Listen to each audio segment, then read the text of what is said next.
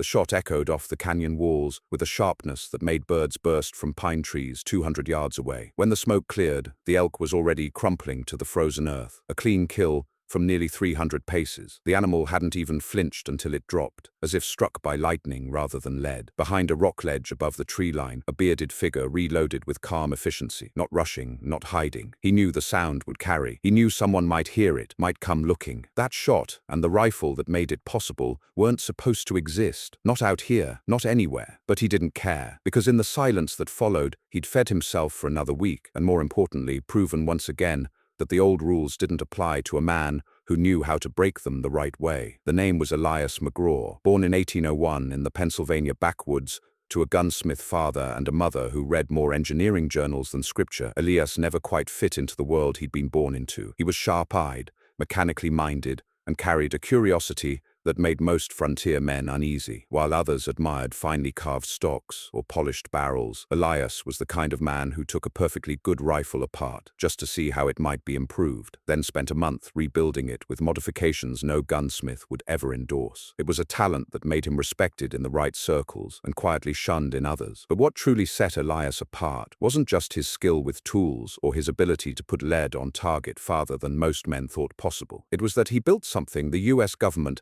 had quietly made illegal. They called it a two-trigger abomination, a weapon that fired faster, farther, and flatter than the standard muzzle-loaders issued to Army scouts or carried by mountain men across the Rockies. It was a Frankenstein creation, part Kentucky long rifle, part German Jaeger, part Elias's own invention, and it broke nearly every rule of traditional gun-making. The stock was carved from black walnuts scavenged from riverbanks. The barrel was longer than regulation length by nearly a foot, rifled with a twist pattern Elias had calculated himself using a compass, a chalkboard, and months of obsessive trial and error. The result was a weapon that could punch through a bull elk's shoulder at 400 yards with the right powder charge and hold a group the size of a fist at 200. It was, by every practical measure, superior to the standard issue, and that's why it was banned. But the story doesn't begin with innovation, it begins with betrayal. In the winter of 1833, Elias rode into Fort Hall half-frozen, trailing a mule that limped from a broken shoe. He'd spent 3 weeks in the Bitterroot Range, trapping and testing his newest rifle prototype. The weather had turned faster than expected. Snow closed the pass early. Food ran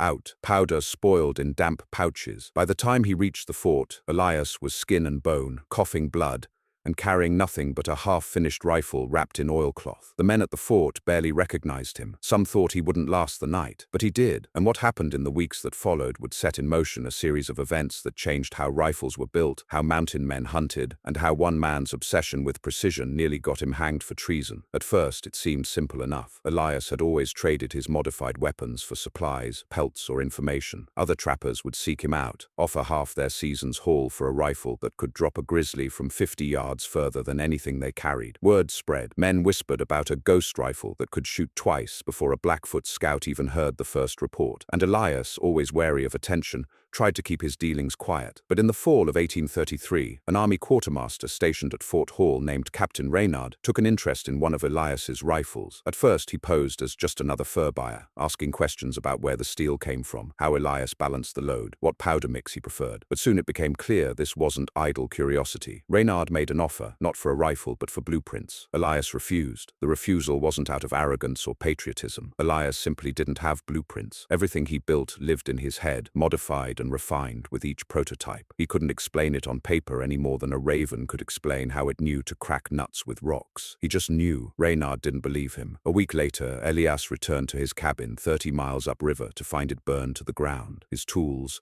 his stockpile of rare metals, even his notes, all reduced to ash. The snow around the site was churned with boot prints that didn't belong to any local trappers, and in the ash pile, someone had planted a warning, a broken trigger guard from one of his own designs, melted and twisted into a crude mockery of a cross. That night changed Elias. He'd always been reclusive, but after that, he became something else entirely. He disappeared into the wilderness, moving between trapper camps and remote valleys like a ghost. Those who did see him noticed the changes. A new rifle, leaner and longer than anything before it, wrapped in canvas and kept closer than his own shadow. No one got a good look at it. But rumors swirled. Some said it could shoot through a tree. Others claimed it had a second trigger that set the hairline release so fine you could fire with a breath. The most persistent story, though, was the one Elias never denied, that this rifle had no serial mark, no maker's stamp, and no paper trail. It was a gun that wasn't supposed to exist. By spring of 1834, stories of Elias's kills began reaching the forts. A bull elk dropped from 400 yards near the Snake River. A wolf pack scattered after one shot rang out, and their leader dropped stone dead without a sound. A Crow warrior, startled by the shot but impressed by the precision, said he thought the rifle was cursed. Men started calling it the whisper gun because the kill came before the echo. That spring, Captain Reynard returned, this time with orders. The government had received reports,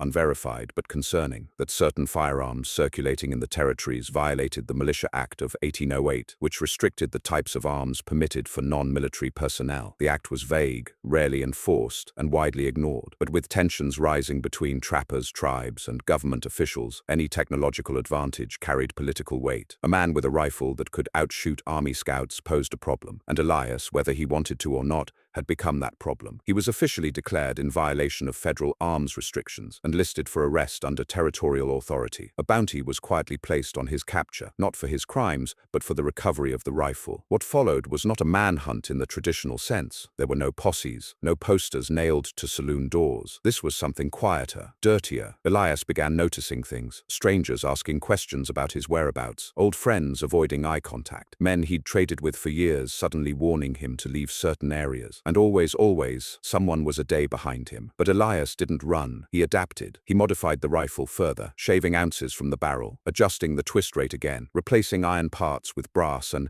hand-hammered alloys. He developed a two-stage set trigger mechanism that allowed the shooter to set the trigger pull to under a pound, just enough to release with the gentlest pressure, like breaking a glass rod. He began testing powder mixes with varying nitrate content, adjusting for burn rate to extend effective range. He studied wind patterns in the valleys and learned to shoot from shadows rather than exposed ridges. Every adaptation was driven by one thought. If they were coming for him, they'd have to kill him first, but they'd never catch him unprepared. Then, in the summer of 1834, everything changed again. Elias was camped above a lake near the western edge of the Wind River Range when a boy appeared, barely 12, thin, half-starved. The child's name was Thomas, and he carried a message. His father, a trapper named Willard Grant, had been wounded in a fall, leg broken, unable to hunt or defend himself. They'd run out of food. Thomas had wandered for 3 days trying to find help. Elias didn't hesitate. He packed what food he had, shouldered his rifle, and followed the boy into the hills. They reached the camp by dusk. Willard's injury was worse than expected. The bone had broken through the skin and infection had set in. Elias did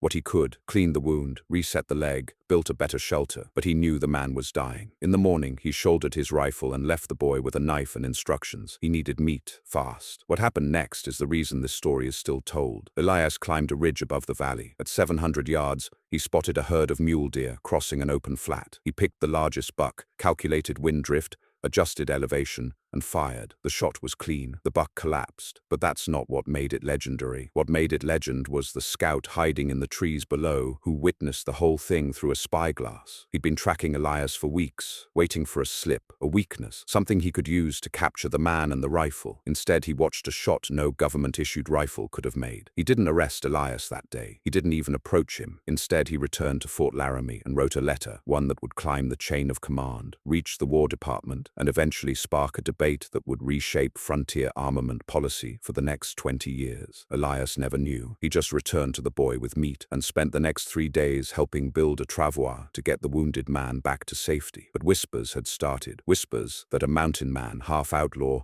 half engineer, had cracked the code of long-range wilderness shooting, and that the rifle he carried was not only real, but repeatable. All it would take was one man willing to learn from Elias, to copy his methods, to spread the design, and that man was already watching. By the fall of 1834, the legend of Elias McGraw had grown into something larger than the man himself. Across trading posts and wilderness rendezvous, around fire pits, and in hushed corners of saloons, trappers spoke of a rifle that could shoot further than any man had business aiming. They spoke of a ghost who moved alone through the Rockies, a figure always just ahead of whoever came looking, his shots echoing like thunder in remote canyons. It would have been easy to write those tales off as frontier myth, the kind of tall talk that grew in proportion to the miles between men and civilization. But every now and then, someone saw the weapon with their own eyes, and those rare encounters kept the stories alive. One such man was Samuel Cutter, a former army armorer turned fur trader. Cutter had left the military under a cloud of suspicion, something about smuggling rifle parts out of a supply depot in Missouri, and now worked independently, riding between forts and wilderness camps,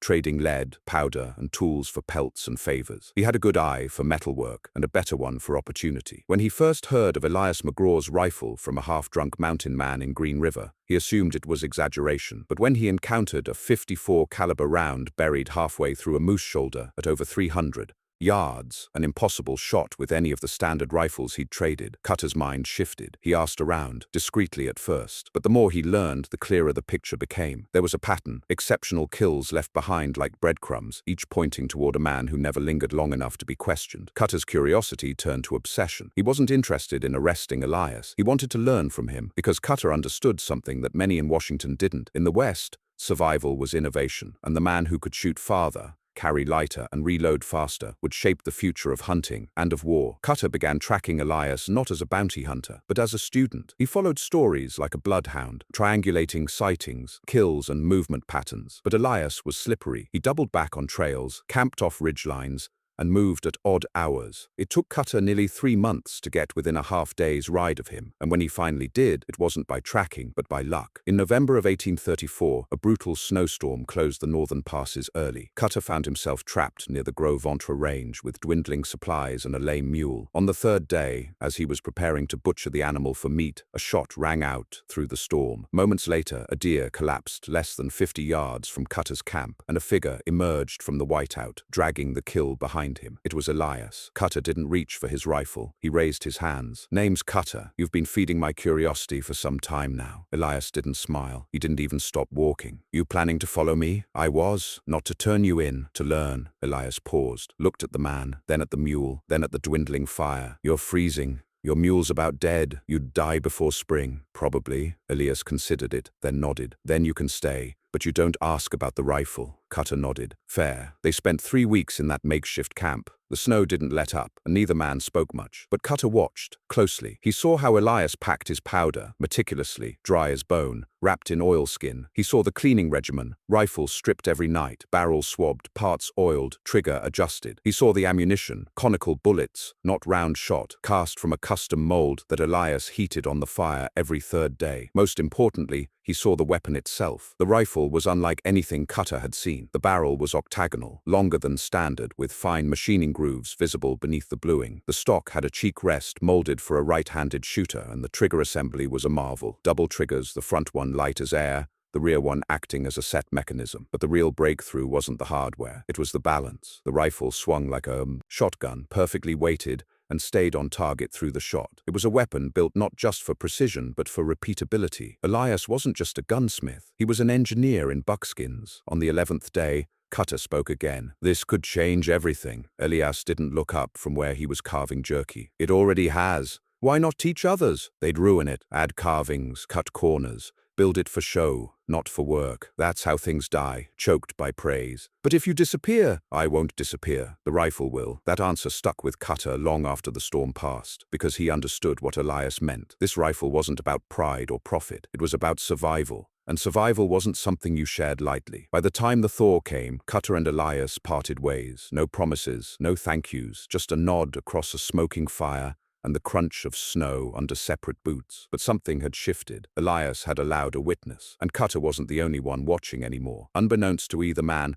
another player had entered the story. A younger trapper named Nathan Hale, no relation to the Patriot, recently arrived from the East. Nathan had grown up around rifles, the son of a gunsmith, with a minor reputation in Ohio. But where his father had valued tradition and form, Nathan craved innovation. He'd come west chasing the fur trade. But what he found was a fascination with the tools men used to survive. When he first heard about the whisper gun, he dismissed it as fantasy. But like Cutter, he saw the signs. And unlike Cutter, he wasn't interested in learning from Elias. He wanted to replicate him. Nathan was clever, too clever. He bribed a man in Fort Hall to share Elias's supply lists. He studied the calibers of recovered bullets, sketched barrel lengths from witness accounts, reverse-engineered the double trigger mechanism from second-hand descriptions. In less than a year, he had a working prototype. He called it the Ghost Rifle, and it was nearly identical to Elias's design, except for one flaw. Nathan had never used the original. He didn't know its secrets, its temperaments, its balance. What he'd built looked the same, but in the hands of a real hunter it was a poor imitation. Still, that didn't stop him from showing it off. In the summer of 1835, at the annual rendezvous near the Green River, Nathan unveiled his creation. He fired 5 shots at a hand-sized target from 200 yards and missed 3, but it didn't matter. The crowd was stunned. The rifle looked the part. It had the long barrel, the double trigger, the sleek stock. Trappers crowded around him, offering trade goods, furs,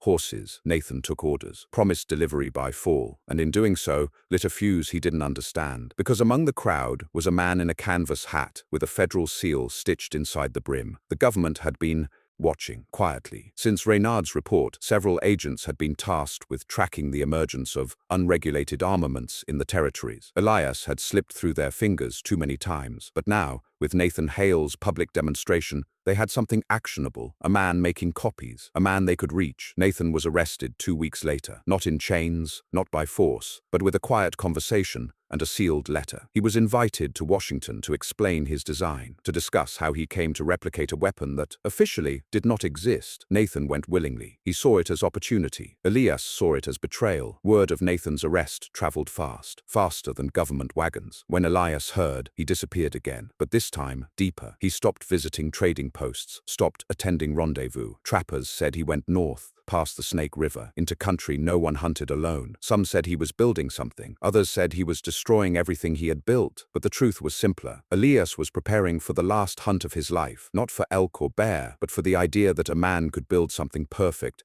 and expect it to stay pure. Because he knew what would come next. Once the government had their copy, they'd make more. Once the design left the hands of those who understood it, it would be twisted, made cheaper, faster, deadlier. They'd put it in the hands of soldiers, use it to settle disputes that had nothing to do with survival and everything to do with power. And Elias McGraw had no intention of letting that happen. The winter of 1835 hit the high country like a hammer. Heavy snow fell early and often, sealing passes, freezing rivers, and smothering the mountain valleys in silence. But beneath that silence, something was stirring, a quiet tension that moved through the fur camps and fort outposts like the first creak of ice before it breaks. Men had begun to speak Elias McGraw's name, not with curiosity, but with reverence or fear. Depending on who was listening, he was either a folk hero or a threat to federal order. What was undeniable was that his rifle, once a whispered rumor, had become the center of a growing storm. In Washington, Nathan Hale's interrogation had turned into a prolonged consultation. The War Department, impressed by the young man's initiative and mechanical aptitude, made a decision that would ripple through the frontier for decades. They wouldn't punish Nathan, they would recruit him. Officially, he became a civilian advisor to the Springfield Armory, tasked with developing an advanced marksman rifle based on frontier adaptations. Unofficially, his mission was simpler: reverse engineer the Ghost rifle. But Nathan, for all his ambition,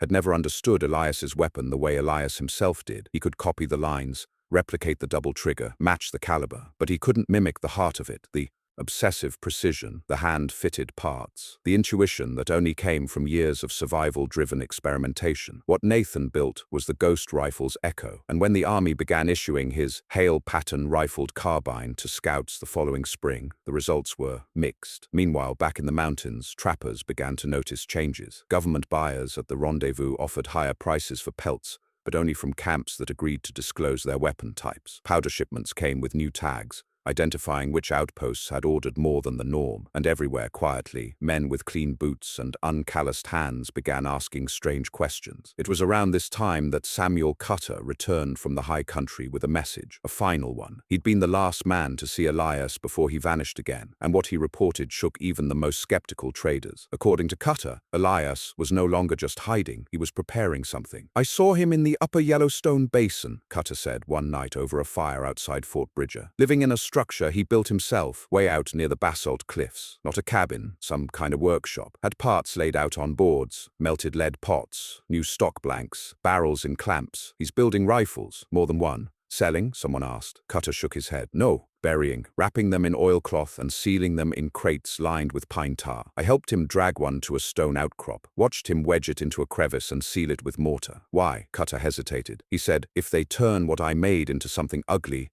I want the original waiting for the men who come after." That phrase stuck, the men who come after. For Elias, it had never been about glory or rebellion. It was about preservation, of craft, of principle, of a way of living that demanded precision and patience, not politics. He wasn't just hiding rifles, he was creating a time capsule for a future that might need them. But his actions had consequences. In the spring of 1836, the Hale pattern rifle saw its first large-scale test during a brief but brutal skirmish with Cheyenne warriors along the Platte River. Government scouts reported the new rifles jammed more frequently, their triggers misfired in damp weather, and their increased range meant little when the men wielding them lacked the instinct to read wind or terrain like Elias had. One scout was quoted saying, "The gun shoots far, but it don't shoot smart." The criticism filtered back to Springfield, and Nathan Hale, now increasingly frustrated, redoubled his efforts to refine the design. But each change brought it further from Elias's blueprint. The brass trigger guards warped under pressure. The new iron sight design added weight without improving accuracy, and the mass-produced barrels, machined to looser tolerances, lost the tight groups that had made the original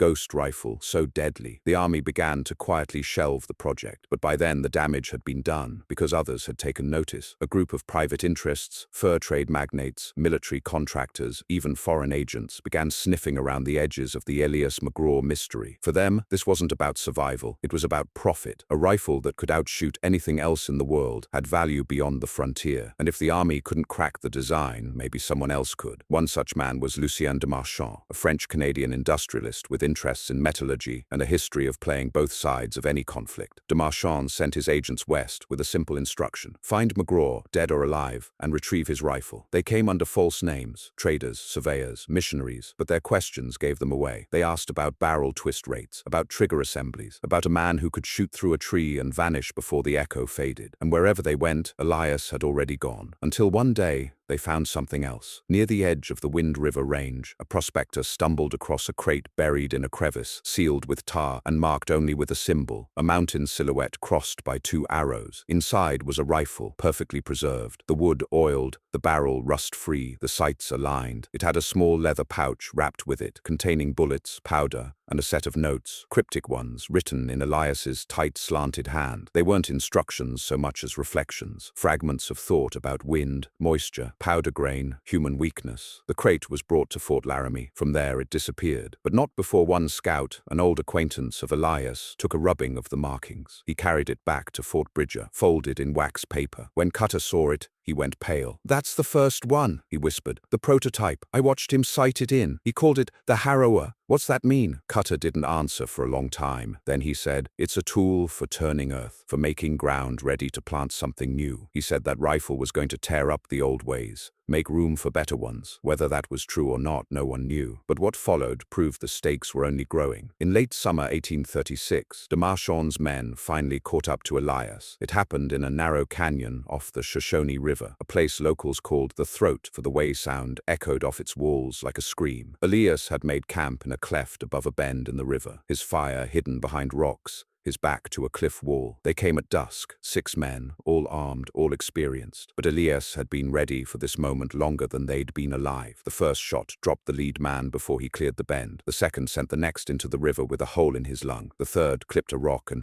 sent shrapnel into a third man's face. By the time the last 3 scrambled for cover, Elias had vanished. They never found him, but they found the camp, and in it, another sealed crate, this one rigged with a tripwire Elias had disarmed before fleeing. Inside, they found another rifle, nearly identical to the one from the crevice, and a journal. The entries were short, scattered, and ominous. "They think the rifle is the power. It isn't. It's the understanding that matters. When men treat survival tools like trophies, they turn wisdom into violence. You can't mass-produce the frontier. It has to be earned, one mistake at a time." The journal was taken, shipped east, and, like the first crate, never seen again. By now, Elias had become something else entirely. Not just a man or a myth, but a symbol. The rifle he'd built had become a crucible, testing everyone who touched it. Some wanted power, some wanted profit. A few, like Cutter, just wanted to understand. But the design itself refused to be owned. It only worked in the hands of those who knew what it cost to build it. And as winter approached again, rumors surfaced of a final journey. Elias had been seen crossing into the high country with a mule train and enough supplies for months. No traps, no furs, just crates, rifles, tools, and a journal strapped to his chest in a wax-sealed pouch. He wasn't running anymore. He was finishing something. By the time the snows fell again across the Tetons and the Gallatin Range in late 1836, Elias McGraw was gone. Gone from the forts, gone from the rivers, gone from every known trapper trail,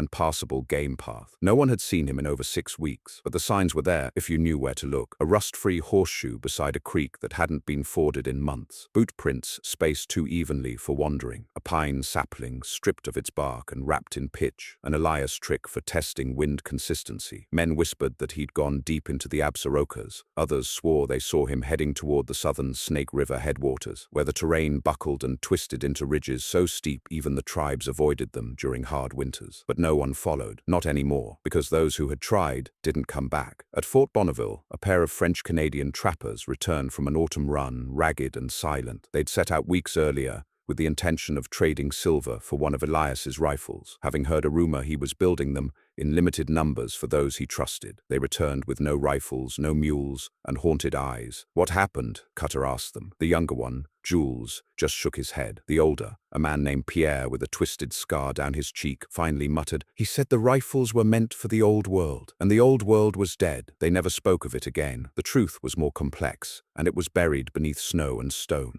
In a canyon so deep it missed the morning sun by hours. There, beneath a cliff scarred by ancient rock slides and flanked by deadfall too thick for horses, Elias had built something unlike anything ever constructed in the mountain territories. It wasn't a cabin, it wasn't a forge, it was a vault, half dug into the stone and reinforced with hand-cut timbers, lashed together with wrought iron brackets. The structure extended 20 feet into the mountain itself. The interior was lined with layers of bark, oilskin, and woolen cloth to keep moisture out. Crates were stacked in perfect rows, each marked with a symbol, 2 parallel lines over a downward-pointing arrow, the harrower mark. Inside each crate was a rifle, hand-fitted and individually tuned. Each rifle came with a satchel of ammunition, a cleaning kit, and a tightly bound book. These were no ordinary journals. Elias had written them, all by hand, in the same precise slant, using charcoal ink and elk hide bindings. Each book was part philosophy, part instruction, part warning. One page read, "If you carry this weapon, understand what it does. It doesn't make you stronger. It reveals your weakness. It punishes haste. It punishes pride. It is a teacher disguised as a tool. Fail to learn, and it will betray you." Another, "This gun is not for killing men. It is for feeding families, for defending walls built by hands that know labor. If you turn it on the innocent, may it fail you when you need it most." This was Elias's legacy, not just the rifle, but the ethic behind it. He knew what was coming. He'd seen it in Nathan Hale's ambition, in DeMarchand's ruthless pursuit, in the way Washington had tried to mold innovation into military doctrine. The world was shifting. Rifles weren't just tools anymore. They were leverage, politics, territory, power, and Elias wanted no part of it. But he didn't want the knowledge to die with him either. So he buried the truth, not in one place, but in 7. 7 vaults, 7 harrowers, 7 tomes of hard-earned wisdom, each hidden in terrain only a mountain man could reach, each sealed behind traps and deadfalls and markers that meant nothing to the uninitiated. He believed that someday someone worthy would find them, not a general, not a politician, a man who had lived like Elias had, who knew the cold, the silence, the weight of watching a shot determine whether a child ate or starved. That was who the harrowers were meant for. Meanwhile, back in Washington, things were unraveling. Nathan Hale's latest rifle iteration had failed spectacularly during a demonstration in Ohio. The trigger assembly froze in a snow squall, the barrel warped under rapid fire, and worst of all, the weapon misfired under wet conditions, a fatal flaw in mountain warfare. His funding was cut, his reputation collapsed, and when he returned west in early 1837, hoping to recover some shred of credibility by finding Elias again, he was met with silence. No one would talk to him, not at Fort Hall, not at Fort Bridger, not even at the fur camps, where a few of his copies still circulated. The trappers had drawn a line. Whatever he was after, they didn't want any part of it. But one man did, Lucien de Marchand. After months of searching, bribes, and half-true leads, de Marchand's men finally stumbled upon a campsite Elias had abandoned in the upper reaches of the Gros Ventre River. In a hollowed tree trunk used for winter storage, they found a broken prototype, rusted, snapped at the trigger guard, but unmistakably Elias's work. Alongside it was a ripped page from one of the Harrower journals. It read, "You cannot industrialize survival. You can only respect it, or you will lose everything." De Marchand read the line 3 times. Then he gave the order, "Find McGraw, not for justice, not for arrest, but to extract every last secret from his head, by persuasion, by deal, or by force. The hunt resumed. Elias, unaware of the precise movements of his pursuers but fully expecting them, began his final project. He called it the Speaker. It wasn't a rifle. It was something else entirely, hidden deep in a glacial cave above the timberline near the Wind River Divide. Elias constructed a stone-lined chamber using the same vault principles he'd developed for the harrowers. But this one was different. It had a steel tube bolted into a stone pedestal, angled upward toward a carved notch in the cave wall. Attached to it was a system of gears and tension pulleys, modified from an old trapper's winch, and inside the tube was a brass cylinder, hand-etched with script and sealed in wax. Cutter, who found the cave years later, would describe it like this. It was a message, a voice in metal, a way to speak after death, like a powder charge waiting for someone to light the fuse. No one knows exactly what was written inside that cylinder. Cutter swore he never opened it, but the intent was clear. Elias was no longer trying to outrun the world. He was trying to outlast it. What finally happened to Elias remains a mystery. Some say he died that winter, buried in a snowdrift so deep it wouldn't melt until summer. Others believe he crossed into what's now Yellowstone, where geothermal vents kept the ground warm and the air cloaked in fog. One account, told decades later by a Nez Perce elder, claimed that Elias wandered into a sacred valley, rifle across his back, journal in hand, and simply vanished. But his work did not vanish. In the decades that followed, fragments of his legacy resurfaced. A fur trapper in 1845 sold a rifle with a strange double trigger and perfect balance to a miner outside Denver. A buffalo hunter in the 1850s claimed his rifle had been found sealed in pitch beneath a rock cairn in the Absarokas. A Confederate sharpshooter in the Civil War carried a weapon with a mark no one could trace, 2 lines over a downward arrow. And then there were the journals, pages, pieces, rubbings, fragments. Some made their way into the hands of gunmakers. Others were passed down through families, held onto like relics. One made it into a college archive under the title Mountain Man's Treatise on Ballistic Harmony. But all carried the same tone, a blend of craftsmanship and caution, pride and warning. And always, always the reminder, this weapon is not the point, the man behind it is. In the end, Elias McGraw didn't just build a rifle, he built a philosophy. He didn't just teach men to shoot farther, he taught them to think deeper. And for a brief moment in history, one man's illegal design did more than change how hunters hunted. It changed how they lived. By the time spring thawed the high passes in 1837, Elias McGraw had become legend, more myth than man, more symbol than individual. The rifles he had built, once whispered about in secret, had taken on a ghostly presence across the mountain west. They appeared in the hands of trappers who would not speak of how they'd acquired them. They were traded for herds of ponies, for wagon loads of furs, for debts too sacred to be written down. And always, when one surfaced, it bore the same marks, a tight octagonal barrel with impossible accuracy, a double trigger assembly so finely tuned it snapped like the edge of thought, and a stock carved not for beauty but for perfect balance. But these rifles didn't just shoot straighter, they revealed the character of the men who used them. In the wrong hands, they punished arrogance. In the right ones, they became something close to an extension of will. The US government, for its part, had grown weary of chasing shadows. De Marchand's operatives had disappeared in the Tetons, some dead, some simply vanished. Nathan Hale had returned east in disgrace, the Hale pattern rifle discontinued and buried beneath the avalanche of bureaucratic failure. Fort commanders had given up trying to track Elias McGraw and had turned instead to suppressing the story. Mentions of the ghost rifle were discouraged. Officers were ordered to confiscate any weapon resembling its description, though few dared enforce the rule. The weapon, once deemed a threat to federal order, had become an artifact of the frontier's own making, a creation outside of jurisdiction born of the land itself. But something strange began to happen in the years that followed. Even without Elias's hand on the lathe or his eye behind the sights, the principles he had lived by began to take root in others. Men who had never met him, never held one of his rifles, but who had heard the stories and seen the results. It wasn't a religion, it wasn't a doctrine, it was a kind of frontier ethic that wove itself quietly into the minds of those who lived and died by the tools they carried. One such man was Caleb Dunn, a half-Cherokee scout working out of Bent's Fort in what is now southeastern Colorado. Caleb was known for his quiet precision, a man who said little, but was rarely caught unaware. In the spring of 1838, after a brutal skirmish with Comanche raiders along the Arkansas River, Caleb dragged a wounded trader to safety over 6 miles of broken ground. When the trader was asked how they survived, he simply said, "We were being watched." He later described hearing 3 rifle shots, each so distant he thought they were thunder, followed by silence. When they returned to the scene days later, they found 3 Comanche rifles left behind, and 3 blood trails leading away into the scrub, never to be found. Caleb refused to answer any more questions. But a year later, when he was mortally wounded in a wagon accident, He left behind a rifle wrapped in buffalo hide with a single marking scratched into the brass plate, 2 lines over an arrow pointing down. Others followed. A Mormon frontiersman named Ezra Pratt was spotted at Fort Bridger in 1840 with a rifle bearing the exact dimensions of a McGraw original. He had no explanation for where it came from. A Mexican trapper near Taos traded a musket for what he claimed was a ghost gun found in a hollowed tree beside the Rio Chama. A Lakota elder later recounted a story about a white man who taught a winter camp how to shoot into wind using pine sap as wind indicators and charcoal smoke for elevation calculation. The man left before spring, but 2 of the boys he taught became known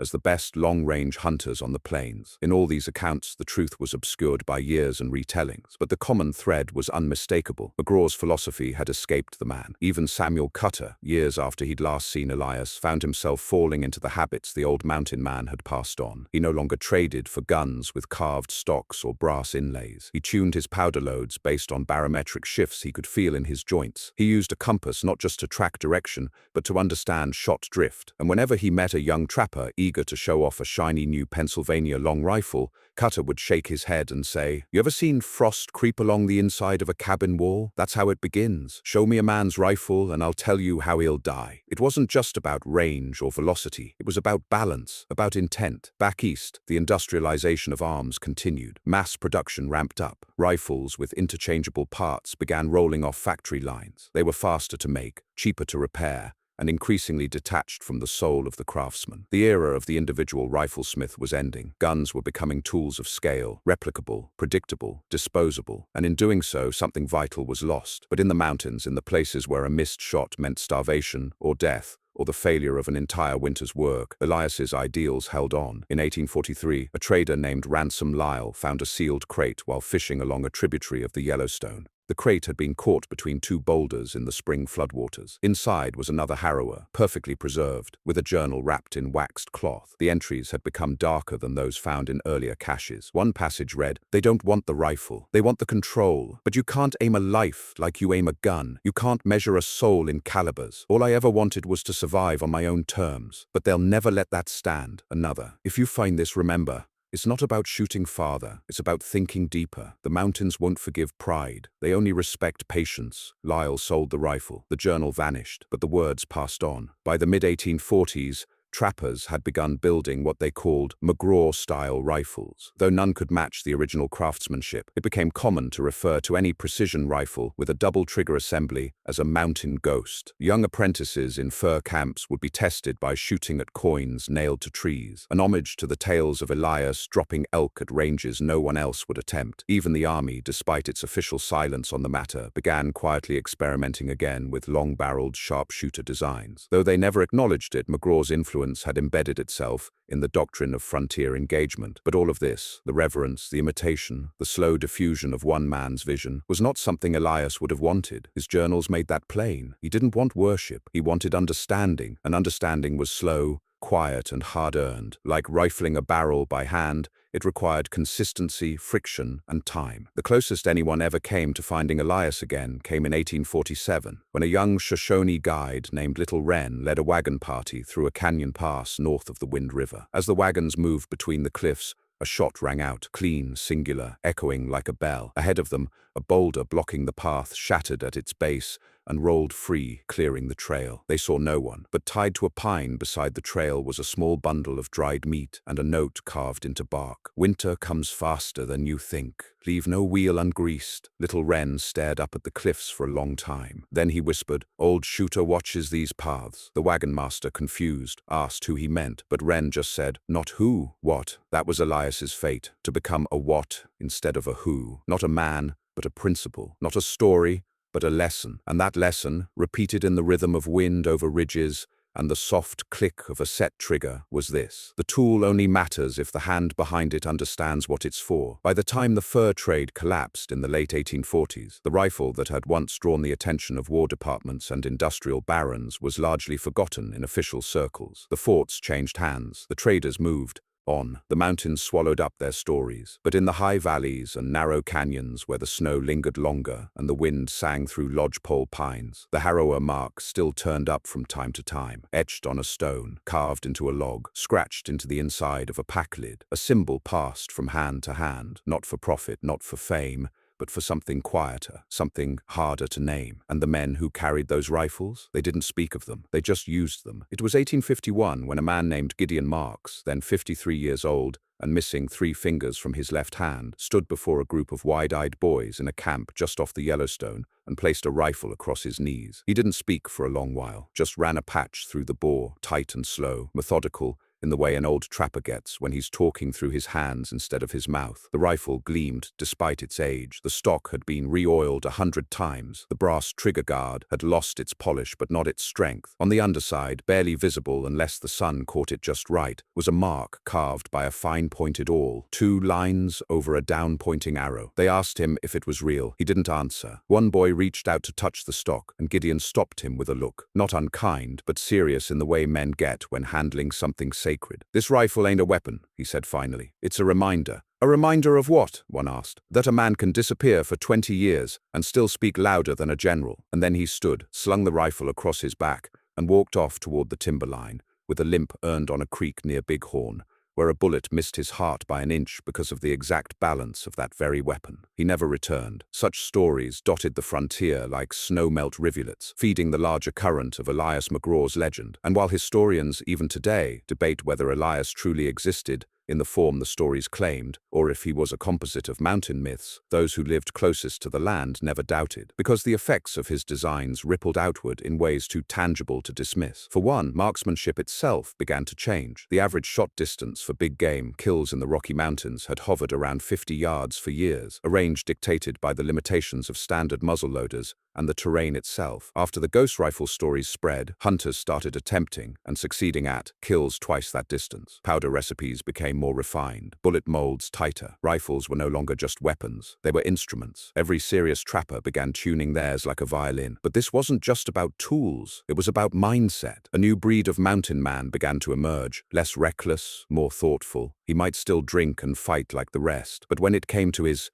rifle, he was exacting. He cleaned it nightly, even after a dry day. He tracked wind by the way smoke curled off pine bark. He knew the weight of a grain of powder in his fingers, and could tell when it was damp from scent alone. This wasn't imitation, it was evolution, guided by a silent teacher named Elias, who had, without ever printing a manual or standing before a classroom, redefined what a man with a gun could be. Not everyone welcomed the change. Some of the old-timers scoffed at the new ways. They called it overthinking, said a rifle's no good if a man don't shoot fast and hard. But those same men started losing their meat to younger trappers who brought down elk from the next ridge over. And those younger men, they didn't brag, they didn't boast, they just dressed the kill and moved on. In 1852, a small journal was found in a washed-out gully near the Snake River. It had been wrapped in hide, sealed in wax, and buried beneath a cairn of deliberately stacked river stones. The contents were a mix of reflections, instructions, and what could only be described as parables, short moral stories drawn from the wilderness. It was signed with the now familiar symbol. Though the hand was shakier than in previous examples, the voice was unmistakable. One entry read, "You'll be tempted to shoot before you think. Don't. Thought is the barrel. Action is the powder. Without the first, the second just makes noise." Another, "A man's rifle will outlive him. Make sure it doesn't carry his mistakes." Whoever buried that journal had done so with care. It hadn't been lost. It had been placed, like a gift or a warning. Meanwhile, industrial rifles were changing rapidly. The percussion cap had replaced the flintlock. Paper cartridges were gaining popularity. Breechloaders were appearing on the frontier, crude at first, then refined. By the mid-1850s, metallic cartridges had entered serious development. The world of firearms was entering an era Elias never lived to see, but that he anticipated with eerie clarity. Because in one of his earliest journals, preserved in partial pages by a trapper's grandson and later donated to a Montana museum, Elias wrote this: "They will make rifles that fire faster. They will sacrifice weight for speed, simplicity for mass. They will forget that the rifle is not the shooter. The shooter is not the bullet. The man must remain behind it all thinking.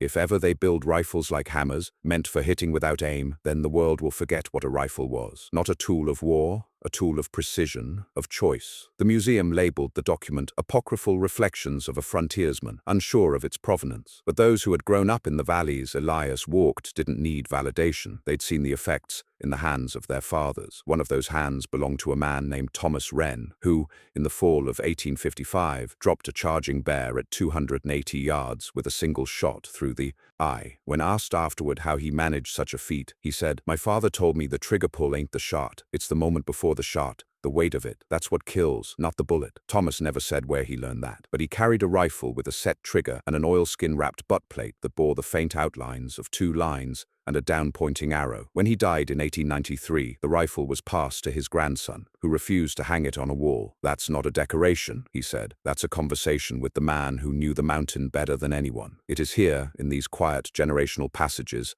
that Elias McGraw's influence continued long after the last documented sighting. Not in names etched in granite or books shelved in libraries, but in rituals, in habits, in the way a man brushes his fingers along a stock before raising it, in how he leans into a shot, not from fear but from certainty, from knowing that the rifle in his hand was designed not to kill but to earn its place in the world. By 1860, the ghost rifles were nearly all gone from circulation. Some had been lost in floods, some buried, never recovered. Some, it said, were returned to the mountains by aging trappers who believed they should die where they were born. There's one story, repeated in 3 separate valleys and by 3 unrelated families, of a rifle that was placed in a hollow tree facing west so it could watch the sun go down on the age of men who understood. The story never says who placed it there, but everyone agrees on one thing: the rifle never rusted. That detail matters, because Elias believed in preparation. He believed that if you built something with enough care and left it in the right place, it would outlive the greed and chaos of the men who came later, that eventually it would be found by someone who needed it, not just the tool, but the lesson inside it. And so the legend persisted, not in maps or treasure hunts, but in the way men moved through the woods, in the way they checked their powder 3 times instead of 2, in how they tested wind with a burnt pine needle, in how they knelt beside a track and listened, really listened, before deciding if the rifle needed to be lifted at all, because that was the final truth Elias had learned and passed down, rifle by rifle, page by page. A good rifle doesn't just make a man better at killing, it makes him better at deciding when not to. By the eve of the Civil War, the American frontier was no longer the untouched wilderness that Elias McGraw had known. The trails he once walked alone had widened into wagon roads. The lonely outposts where trappers traded furs and powder were being replaced by towns with brick storefronts and telegraph wires. The rifle had changed too, now loaded from the breech, now fired by percussion caps and metallic cartridges, now built in factories by the hundreds of thousands. And yet in the scattered reaches of the Rockies and beyond, in high places where no rail would ever run, the name Elias still stirred among firelight conversations and the hush of timberline wind. It was during this period that an unusual event occurred near the confluence of the Green and Colorado rivers. A geological survey team, sent west by the federal government to map possible railroad expansions, was delayed by a rockfall and forced to make camp in a narrow canyon. Among the party was a young engineer named William Graves, who had grown up hearing outlandish stories about a ghost rifle that could drop an elk at 500 yards, and the outlaw inventor who'd buried more wisdom than gold in the mountain soil. He'd assumed them to be tall tales, no different from the legends of lost gold mines or Indian curses. But one morning, after a rainstorm cleared, Graves wandered into a nearby ravine following a dry wash, and found something strange. There, half exposed by the erosion, was a crate sealed with pitch and caked in silt. When pried open, it revealed a rifle wrapped in oiled canvas, perfectly preserved, and beneath it a small bound journal. It was a harrower. The find was unlike anything Graves had seen, though familiar with modern rifles of the day, Springfields, Sharps,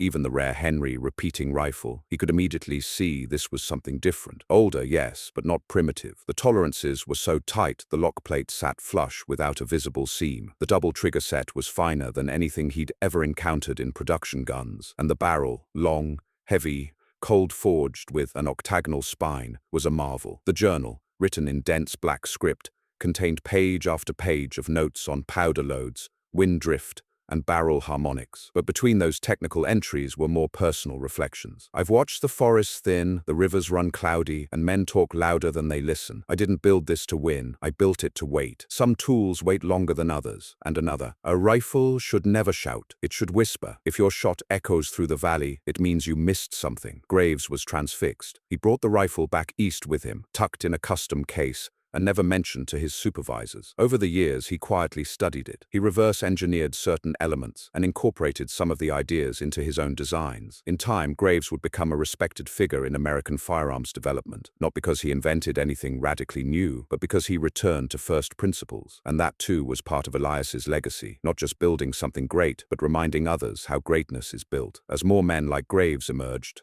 tinkerers, precision shooters, wilderness guides, there grew a subtle but widespread awareness that not all rifles were equal, even among those that looked identical. A standard-issue musket could serve a soldier, but a harrower, or even a close descendant, served something deeper. It wasn't simply about range or rate of fire. It was about philosophy. By 1865, with the war ending and the West opening wider than ever, another wave of men began entering the territories. Veterans looking for a new life, freedmen seeking land, drifters with nowhere else to go. Among them were sharpshooters who had learned the value of accuracy under fire, and many brought with them ideas about riflery that bore echoes of Elias's teachings, though few knew the name. They experimented with long barrels, tight groups, balanced stocks, and though they had never held a true ghost rifle, they walked in its shadow. In Montana Territory, a former Union scout named Abram Wexler began offering marksmanship classes to young settlers, using modified long rifles and a strict regimen of instruction. He spoke of breath control, wind drift, barrel resonance, and trigger discipline. When asked where he learned his techniques, Wexler would only say, "An old ghost taught me through the trees." One of his students, years later, would become a well-known gunsmith in Idaho, famous for a line of hand-tuned rifles that bore a stylized arrow mark carved into the receiver. Meanwhile,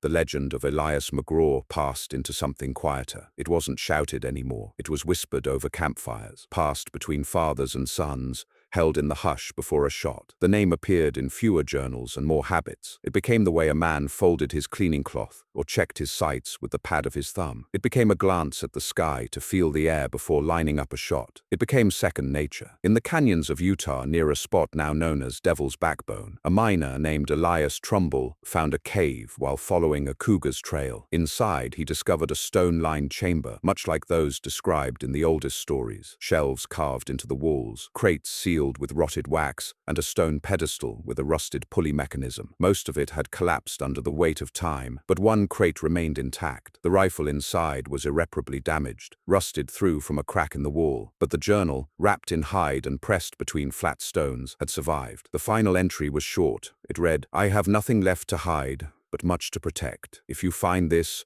know that the rifle is not yours until you earn it, not with blood, but with patience. There is no shortage of men who can kill, but there is a great shortage of men who understand why not to." That journal, known today as the Last Harrower Note, sits in a museum in Lander, Wyoming, under protective glass. It is rarely read by tourists. Most skim past it in favor of the Winchester displays or the Civil War exhibits. But sometimes, a man with calloused hands and wind-burnt skin will stop before the case and read every word. And those are the men who already knew the story, who came to see proof, not revelation. As the 19th century closed, the rifle, as Elias knew it, began to vanish. Repeaters ruled the plains. Metallic cartridges became standard. The slow, deliberate rituals of the muzzle-loading era faded. But in certain corners of the West, there remained men who still followed the old ways, not from nostalgia, but from understanding. Men who believed that precision mattered more than firepower. Men who believed that a rifle should outlive its owner, not outshine him. Men who believed in whispering shots, not thunderclaps. And as long as those men remained,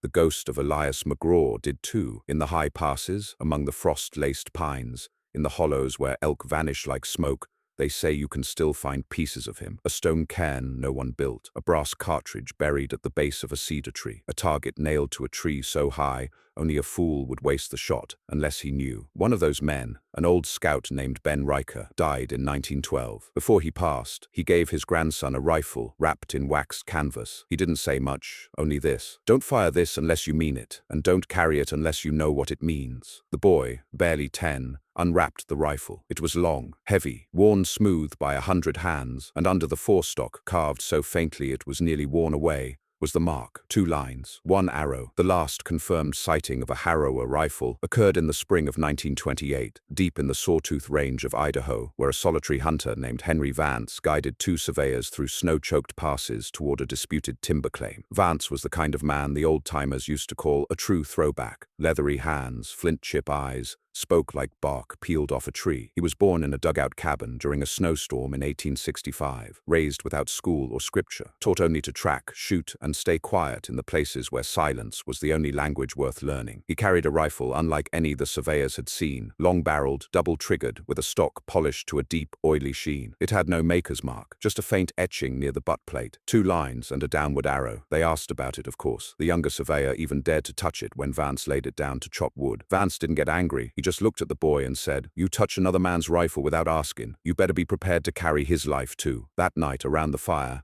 Vance told a story, not the full legend, no names, no long history, just pieces, about a man who'd once built rifles in the wilderness, not for war but for living, a man who buried his rifles like seeds, hoping they'd grow into something better than him, a man who believed the hardest thing wasn't making the shot, but knowing when to hold it. The surveyors didn't understand, not fully, but they never forgot the tone of Vance's voice, or the way he cradled that rifle as he slept, beside the fire like it was an extension of his own bones. Years later, when one of those surveyors, now a professor, lectured at a university in Oregon on the evolution of frontier firearms, he mentioned the encounter. A student asked what kind of rifle it was. The professor paused. "I'm not sure," he admitted. "It looked like something older than the West itself, but the man who held it made it clear. It wasn't meant to be known by name, only by what it could do." And that is perhaps the final truth of Elias McGraw's rifle. Not that it revolutionized firearms technology, though it did, or that it created a new breed of marksman, though it certainly inspired many, but that it became something larger than wood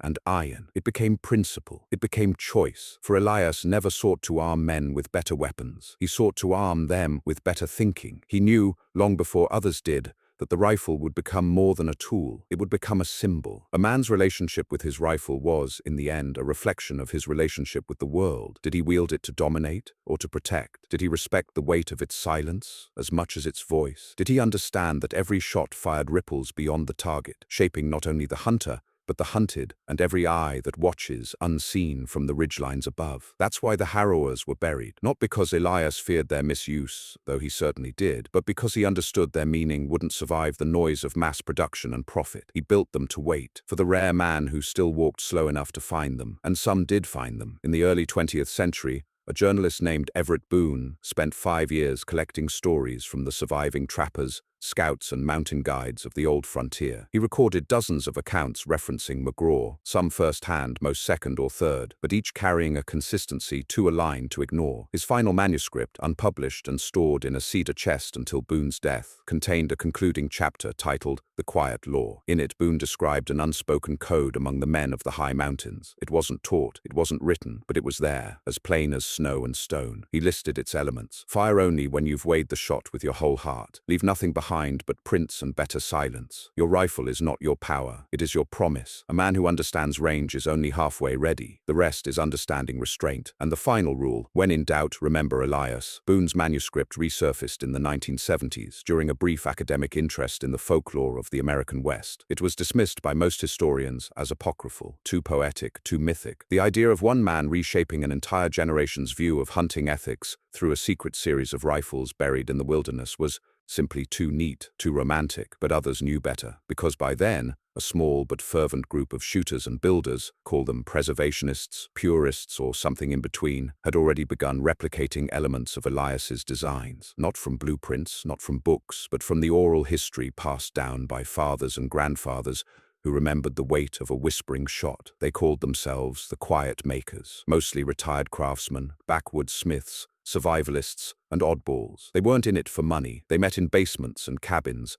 trading notes on barrel harmonics and set trigger tolerances. They scoured old river valleys for cairns, not gold. Some built harrower replicas, not exact but in spirit. Long-barreled, single-shot, tight-tolerance weapons tuned for balance over speed. And each time one of them completed a rifle, they didn't sell it. They hid it, wrapped in oilcloth, sealed in wax, placed in dead trees or dry caves, marked with stone piles or scratches no outsider would recognize. And with each burial, they left a note, usually no longer than a paragraph. Some were prayers, some were promises. All carried the same intent. Let this wait for someone worthy. In the modern era, tales of such rifles surface rarely. A hiker in Montana found one in 1997 and turned it over to a museum. A hunter in Idaho reportedly shot an elk with a weapon he later refused to show anyone, claiming it belonged to the woods. In Alaska, a bush pilot swore he found one frozen into the ice above a glacial lake, but when he returned the next season, it was gone. What is certain is this: Elias McGraw's ghost rifle didn't die, because it was never just a rifle. It was a boundary, a question, a line drawn across time, asking each man who picked it up, what kind of life do you live at the end of this barrel? Do you pull the trigger because you can, or do you pause and realize the power of not pulling it at all? For some, that question was too heavy. For others, it became a compass. And for a select few, those who still walk high trails, who clean their rifles with reverence and leave no shot unconsidered, it is gospel. In the end, Elias McGraw vanished without glory or grave. No headstone marks his resting place. No museum displays his finest rifle. But across the wilderness he once called home, his mark remains. In every canyon where silence means safety. In every valley where patience brings meat. In every hand that raises a rifle slowly, purposefully, like a prayer. He did not build weapons. He built reminders. And in doing so, he changed not only how men hunted the mountains, but why.